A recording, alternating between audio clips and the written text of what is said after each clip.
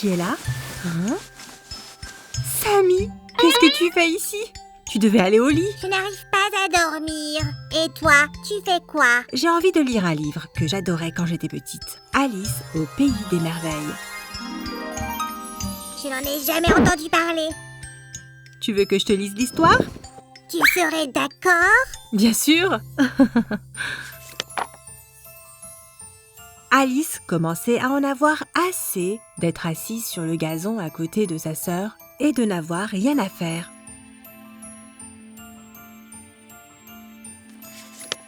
Soudain, un lapin blanc aux yeux roses passa à toute vitesse à côté d'elle. Elle courut à travers le champ derrière lui, juste à temps pour le voir descendre dans un grand terrier sous la haie. Et Alice a sauté après? Oui, le terrier du lapin formait un long tunnel en ligne droite, puis s'enfonçait soudainement, si bien qu'Alice se retrouva soudainement dans ce qui semblait être un puits très profond. Il y avait quoi au fond? Alice découvrit une grande pièce. Et là, elle trouva cette bouteille. Et elle l'a bu? Et tout à coup, elle devint vraiment très petite. Et qu'est-ce qu'elle a fait alors? Elle trouva ce gâteau, le mangea et devint alors très grande. Oh non! Alice était si bouleversée qu'elle pleura toute une mare de larmes. Mais elle trouva un éventail que le lapin blanc avait perdu en route. L'éventail l'aida à rapetisser. « Je l'ai échappé belle », dit Alice. Tandis qu'elle prononçait ces mots, son pied glissa et un instant plus tard, la voilà dans l'eau salée jusqu'au menton. Le bassin de larmes qu'elle avait versé quand elle était tellement grande. Mais est-ce qu'elle a réussi à sortir de l'eau? Oui, puis le lapin blanc revint et lui dit d'aller récupérer ses gants et son éventail. Il les avait perdus. Alors Alice alla dans la direction indiquée. Elle tomba sur une jolie petite maison sur laquelle il y avait une belle et lumineuse plaque en cuivre avec ces mots « Jean Lapin ». Elle entra et se retrouva dans une petite pièce bien rangée, avec une table à la fenêtre et dessus un éventail et des petits gants blancs. Et elle trouva à nouveau une bouteille. Oui, elle trouva une bouteille, en prit une gorgée et devint gigantesque. Elle continua à grandir et, comme dernier recours, mit un bras par la fenêtre.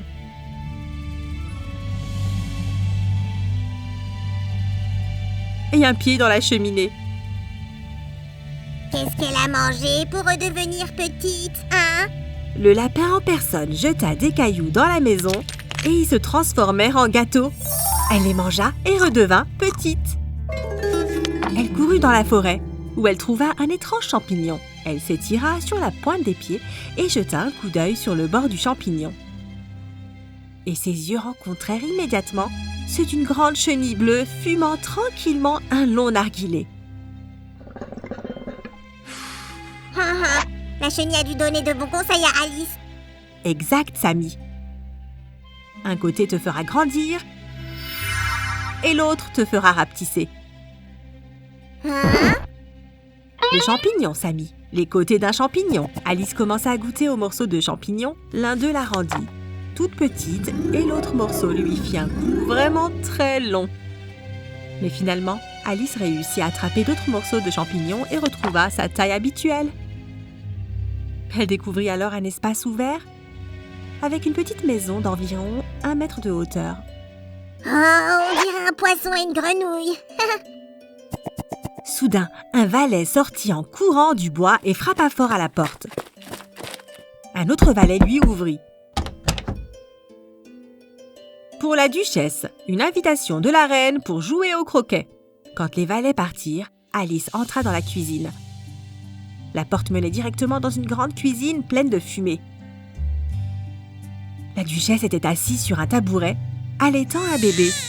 Le cuisinier était penché sur le feu, remuant un grand chaudron, qui semblait être plein de soupe. « Il y a certainement trop de poivre dans cette soupe, » dit Alice.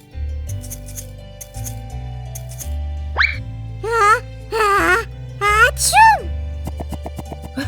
Oui, ils éternuaient tous aussi. Trop de poivre dans l'air. Mais le chat, lui, n'éternue pas. Il sourit. C'est le chat du Cheshire. Le cuisinier termina de faire la soupe et commença à lancer les ustensiles de cuisine. Alice avait peur pour le bébé et la duchesse le lui donna.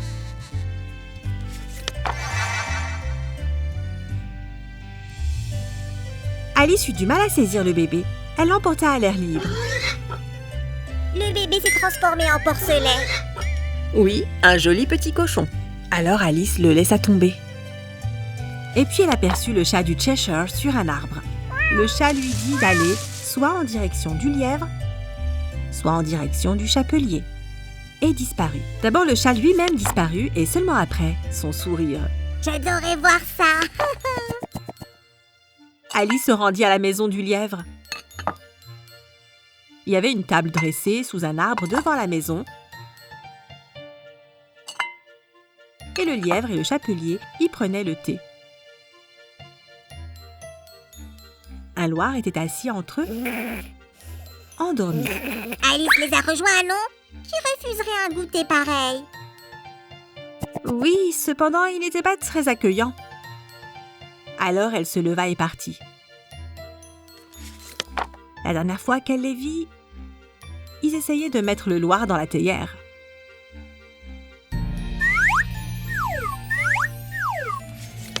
Mais très vite, elle se trouva dans un beau jardin.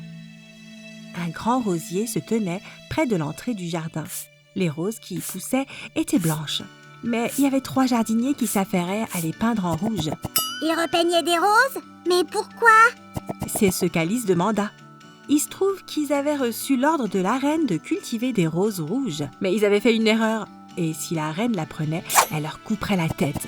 Quelle reine sévère! C'est là que la reine de cœur arriva. Oh, est-ce qu'Alice avait peur? Alice n'avait pas peur, parce que ce n'était que des cartes à jouer. Et qu'a fait la reine? Elle voulait couper la tête d'Alice, mais au lieu de cela, elle l'invita à jouer au croquet. Quel jeu bizarre! Alice se dit qu'elle n'avait jamais vu un terrain de croquet aussi curieux de sa vie. Les balles de croquet étaient des hérissons vivants et les maillets étaient de vrais flamants roses. De plus en plus curieux. Les soldats devaient se plier en deux et se tenir debout sur leurs mains et leurs pieds pour faire les arcs. Alice se sentait mal à l'aise. Mais soudain, le sourire du chat du Cheshire apparut. « Comment tu t'en sors ?» dit le chat. Puis la tête du chat apparut. Alice était impatiente de lui raconter ce qui se passait. « Je ne pense pas du tout qu'ils jouent équitablement, » commença Alice. « Et ils se disputent tous si violemment qu'on ne peut s'entendre parler. » Après cela, la tête du chat disparut et la reine appela Alice pour continuer le jeu. Tout le temps qu'ils jouaient, la reine n'arrêtait pas de se quereller avec les autres joueurs et de crier « Qu'on coupe la tête à celui-ci! Qu'on coupe la tête à celle-là !» Il n'y aura plus de joueurs! Ne t'inquiète pas, Sammy. Une fois la partie terminée, le roi pardonne à tout le monde. Ouf, c'est bien. Et la reine appela Alice pour rencontrer la fausse tortue. Très vite, ils tombèrent sur un griffon endormi au soleil. « Debout, paresseux, dit la reine, et menez cette petite demoiselle voir la fausse tortue. » La fausse tortue? Oui, la voilà. Elle est toute triste. Oui, mais elle montra une danse à Alice, le quadrille de Homard, et elle chanta une chanson triste. Puis, il était temps pour Alice d'aller au tribunal. Ça ne ressemble pas vraiment à une salle de tribunal. Qui est-ce qu'il jugeait? Le roi et la reine de cœur étaient assis sur leur trône, avec toute une foule rassemblée autour d'eux. Le valet se tenait devant eux enchaîné. Et près du roi se trouvait le lapin blanc avec une trompette dans une main et un parchemin dans l'autre. Quel était le crime du valet? Le lapin blanc lut l'accusation. La reine de cœur fit des tartes. Un beau jour de printemps. Le valet de cœur prit les tartes et s'en fut tout content. Il devait bien y avoir des témoins? Oui, le premier témoin était le chapelier, mais il ne pouvait rien dire. Le deuxième témoin était Alice.